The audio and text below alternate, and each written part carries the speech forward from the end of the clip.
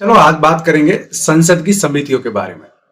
जितना मुझे याद है उतना बता रहा हूं आपको, बाकी आप पढ़ लेना। लेकिन इसमें से भी काफी सारे क्वेश्चंस आपके आ जाएंगे। एग्जाम टफ हो चाहे सरल, एक दो क्वेश्चन तो आपको रखे मिलेंगे किसी भी एग्जाम में।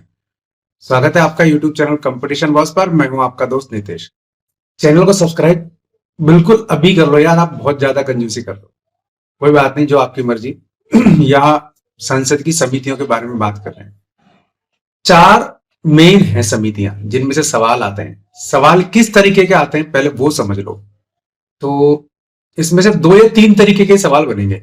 एक तो समिति की मेंबरशिप आपसे पूछ सकता है कि किस समिति में कितने मेंबर हैं, और मेंबरशिप को लेकर के ही सवाल एक बार डबल हो जाता है, जैसे कि राज्यसभा से कितने सदस्य हैं, लोकसभा से कितने सदस्य हैं, और कुल सदस्य कितने हैं, ये पूछ सकता है।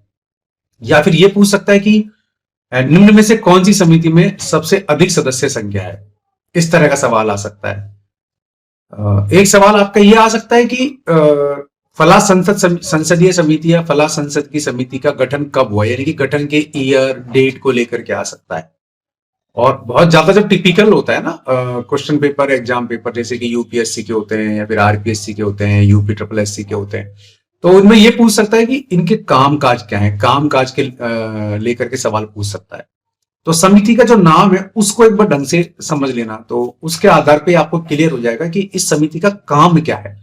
तो इसलिए उस पर ज्यादा फोकस नहीं करेंगे, फिर भी उसके बारे में आपको बता दूं। तो सबसे पहले नंबर पे देखेंगे हम अनुमान समिति। इसको कहेंगे एस्टिमेट समिति भी कह सकते हैं, एस्टिमेट कमेटी भी कह सकते हैं। तो जैसे कि इसके नाम में शामिल है कि ये क्या करती है कि जो भी सरकारी कामकाज होता है उसका जो खर्चा आता है, उसका लेखा जोखा होता है, उसका एस्टिमेट लगाती है और उस खर्चे को कम करने के प्रयास करती है। तो ये इस तरीके का काम करती है। 10 अप्रैल 1950 को एस्टिमेट कमेटी या अनुमान समिति का गठन कर लिया गया था। इसमें जो मेंबर हैं, इसमें जो सदस्य हैं, वो सभी लोकसभा से ही होते हैं। जितने भी सदस्य होते हैं इसके सभी लोकसभा से ही होते हैं, और सदस्यों की कुल संख्या यहां 30 है। तो ये जो समिति है एस्टिमेट कमेटी या अनुमान समिति, यही वो समिति है जिसमें मेंबर्स की संख्या सबसे ज्यादा है, सबसे ज्यादा सदस्यों वाली समिति है। बाकी में तो किसी में 22 है, किसी में 15 है, किसी में 10 है, इस तरीके से, किसी में 25 है, इस तरीके से होता है। दूसरी है लोक लेखा समिति, पब्लिक अकाउंट कमेटी। 1923 में इसका गठन हो गया था। और इसको लेकर के तो यूं मानो कि एक सवाल फिक्स सा है, हमेशा ही आता है कि लोक लेखा समिति के अध्यक्ष कौन है। एक्चुअल में इन सभी में अध्यक्ष भी होते हैं कमेटी में, शुरू में वो बात थोड़ी बतानी रह गई थी। और इनका जो अध्यक्ष होता है उसकी नियुक्ति भी लोकसभा अध्यक्ष ही करता है, क्योंकि संसद से संबंधित है। तो संसद में लोकसभा ही सब कुछ है एक तरह से देखा जाए तो व्यवहार में। तो लोकसभा अध्यक्ष इनकी नियुक्ति करता है। तो वर्तमान में इनके अध्यक्ष कौन है ये भी आपसे पूछ सकता है, ये चौथे तरीके का सवाल हो जाता है। तो लोक लेखा समिति की हम बात कर रहे हैं, तो इसका गठन 1923 में ही हो गया था, और इसकी जो सदस्य संख्या है वो है 22। अब 22 में डिवाइडेशन है, लोकसभा से 15 सदस्य हैं, राज्यसभा से 7 सदस्य हैं। तो ये भी घुमा फिरा के सवाल इस तरीके से पूछ सकता है। आप कॉपी पेन ले लो, आप नोट करते चलो इन चीजों को, क्योंकि ये सवाल फिर आपको बुक्स में तो मिल जाएंगे, ऐसा इशू नहीं है, सभी बुक्स में मिल जाते हैं करीब करीब। पर फिर भी जब आप वीडियो देख रहे हैं तो उसका पूरा यूज करिए। और कहते हैं कि सुना हुआ और देखा हुआ ज्यादा याद रहता है बनस्पत पढ़ा हुआ है उसकी अपेक्षा। तो पढ़ भी लेना, और जो मैं बता रहा हूं उसको एक बार नोटबुक में आप नोट भी करते चलें, क्योंकि काफी सारे वीडियोस मैंने इस पर अपलोड कर दिए। आप सभी वीडियोस को देखते रहेंगे तो आपके काम काफी आएंगे। फिर है लोक उद्यम कमेटी, यानी कि कमेटी ऑफ पब्लिक अंडरटेकिंग।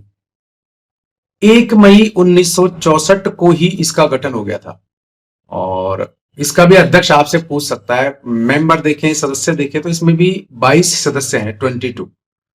इनमें से वही रेशो है, 15 लोकसभा से और 7 आपके राज्यसभा से। ये लोक उद्यम समिति है, पब्लिक अंडरटेकिंग संबंधित है, तो इसी के रिगार्डिंग ही काम करती है। तो इसके कामकाज को लेकर के ज्यादा उलझने की या वैसे परेशान होने की जरूरत नहीं है। लोक लेखा समिति और एस्टिमेट कमेटी यानी कि अनुमान समिति, ये दोनों ज्यादा इंपॉर्टेंट है। इसमें से 2 ही सवाल मैक्सिमम आते हैं। अब चलते हैं अगली कमेटी की तरफ। होता क्या है कि राज्यसभा और लोकसभा दोनों में ही एमपीज होते हैं, सांसद होते हैं, और ये पब्लिक के बीच में रहते हैं। और ये क्या करते हैं कि पब्लिक को धुआंधार आश्वासन पे आश्वासन देते हैं। तो सरकार को जरूरत पड़ेगी क्यों ना, जो भी हमारे मेंबर्स हैं जो पब्लिक को आश्वासन दे रहे हैं और उसी आधार पर उनको वोट होता है, तो क्यों ना उनका एक लेखा जोखा रखा जाए। तो पब्लिक आश्वासन से संबंधित समिति का गठन भी किया गया। 1953 में गठन के बाद काफी सारा लेखा जोखा ऐसा इकट्ठा भी हुआ, सरकार धीरे धीरे उन पर काम भी करने लगी। अब इसका एक समिति का थोड़ा सा ये फायदा है कि इसमें राज्यसभा और लोकसभा दोनों के लिए अलग अलग कमेटियां गठित हो जाती हैं। तो इसमें मेंबरशिप कुल नहीं जोड़ेंगे हम, तो लोकसभा के लिए अलग समिति है, राज्यसभा के लिए अलग समिति है। तो इस तरीके से आश्वासन संबंधी जो समिति है ये दो तरीके की हो गई। लोकसभा की जो समिति है उसमें मेंबर्स की संख्या 15 है, और जो राज्यसभा के लिए गठित समिति है उसमें मेंबर्स की सदस्य संख्या केवल 10 है, क्योंकि उच्च सदन है उसमें मेंबर्स वैसे भी कम होता है। इस तरीके से ये 4 मेन समितियां हैं, संसद की समिति या संसद से जुड़ी हुई समिति, या किसी भी तरीके से आप इनको याद रख लेना। लेकिन जैसे इनके नाम आएंगे आपके सामने, अनुमान समिति या एस्टिमेट कमेटी, लोक लेखा समिति, सरकारी आश्वासनों से संबंधित समिति, इस तरीके से जैसे भी नाम आएंगे आपके सामने, तो आप इनके संबंध में कोई भी क्वेश्चन पूछे वो अब आप इनके जवाब दे सकते हैं। इसके अलावा शॉर्ट वीडियोस तो मैं बनाता नहीं, लेकिन हाँ स्टोरी के जरिए काफी सारे क्वेश्चंस आपसे सिंगल टू सिंगल पूछ लेता हूं, तो उनके भी जवाब आप कमेंट बॉक्स में दे दिया कीजिए, आपको आते हैं तो। नहीं आते तो कोई बात नहीं, ये वीडियोस आप देख लेंगे तो इनमें वो सवाल सारे कवर हो जाते हैं, इससे काफी नॉलेज आपको मिल जाएगी। इसके अलावा हर वीडियो के डिस्क्रिप्शन बॉक्स में अच्छी किताबों के लिंक भी मैं देता हूँ। किताबें ये स्पॉन्सर्स किताब नहीं होती जिनके मैं लिंक देता हूँ, ये जरूर है कि अमेजन से ही लिंक लेने पड़ते हैं, लेकिन हाँ इनके लिंक जो है स्पॉन्सर नहीं होते, बहुत कम होते हैं। मैं बता दूंगा जो स्पॉन्सर लिंक होंगे, तो इसलिए इस मामले में निश्चिंत रहिए, आप अच्छी किताबों के लिंक आपको प्रोवाइड करवा दूंगा, वहां से आप पढ़ लेना। रीजन क्या है कि वीडियो बनाने का तो रीजन ये कि आप इसको सुनेंगे जब भी आपको टाइम मिले तो आपको काफी सारी चीजें याद रह जाएंगी, और खुद नोट्स बनाएंगे तो वो एक अच्छी हैबिट है, उससे आपको याद रखने में और भी ज्यादा संभव हो जाएगा, सहूलियत हो जाएगी। पर किताब जरूर पढ़ना, रेगुलर आपको किताबें पढ़नी है, डेली 2 घंटे या 1 घंटे आपको टाइम मिल जाए ना तो आप जरूर पढ़ा कीजिए। तो कॉम्पिटिशन का क्या है कि लगातार कोई ना कोई कॉम्पिटिशन आता रहता है, बहुत सारी नावों में सवार भी नहीं होना है, एक लाइन का कॉम्पिटिशन आप पकड़ लें और उसी आधार पर आपको तैयारी करनी चाहिए। मेरा तो ये सजेशन है, बाकी आप अपने हिसाब से कर लेना।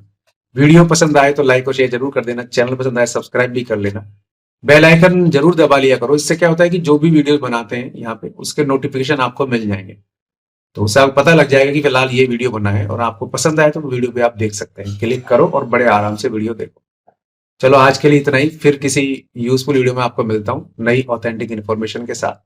तब तक के लिए नमस्कार।